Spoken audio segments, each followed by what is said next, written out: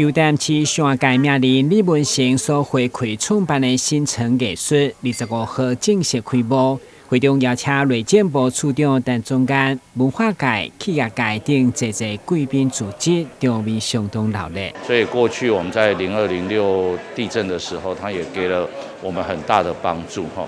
那所以这一次他有举办这样的一个画展，在新城办了这样的一个画展，我觉得非常难得哈。所以也可以提供给府城的乡亲，其实可以多多来欣赏不一样对于这个传统的汉画有所差异的这个不同的画风，那也希望大家可以来多多欣赏。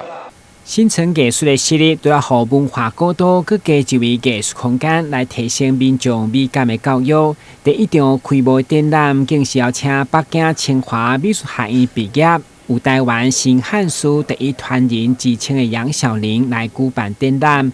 伊对大陆来台南徛起超过20档，曾经被火严重烧伤，后来伫亲友甲画作的支持，才辛苦行过来。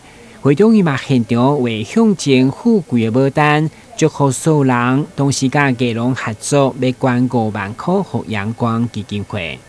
因为这个可以说传统的画，基本上是勾线填色那我们这个新汉画是打破了千百年来勾线填色笔墨的基本套路，也是扩宽了绘画的领域。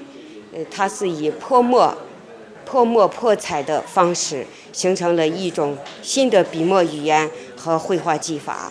开设我们常设展的主要的目的，我们有2个目的。我们第一个，我们会想要宣扬我们的国画艺术。那再就是扎根我们的传统文化。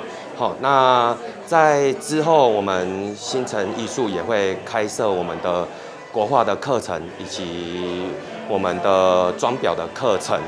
那老师也是希望想说，借由课程的教学，让国画的艺术可以延续长久。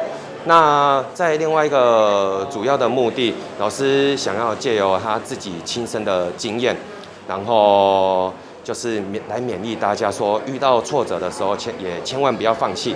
那唯有坚持下去，才有东山再起的一天。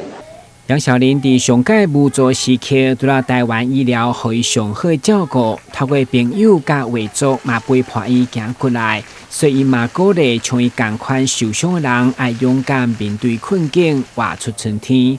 台南新闻，阮及刘品言采访报道。